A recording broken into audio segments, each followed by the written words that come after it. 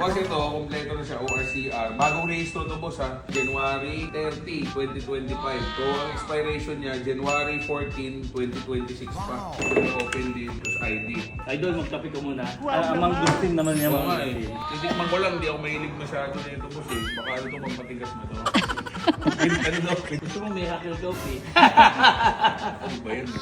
Yari ako nun. Pag ito manual, tas susi dalawa, tas lahat ng stock parts nandun. Ang pirma ni boss, mahal ang bayad. Pero pag sa akin, siya magbabayad.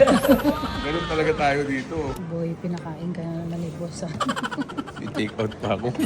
Ganun talaga. Marami kang kaibigan. Wow naman! Nag-close din kami ni boss. Kasi ang gusto ko sana dito 520.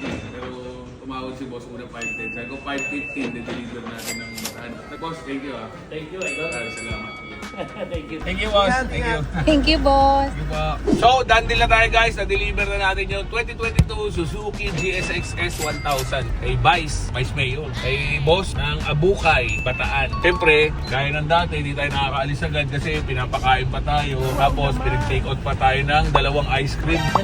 Dalawang galon na malaki na styro with ice. So, pang take out talaga. Pag may mga binibenta po kayo second hand, big bikes, kotse, send nyo saan picture, send nyo rin yung detalye, year model, odo, tapos appraise natin pagkapasok po sa budget. At meron pa kaming profit margin. Puntahan ko po, kunin ko. So, Jetlaw Rider po ito. Ride safe and God bless.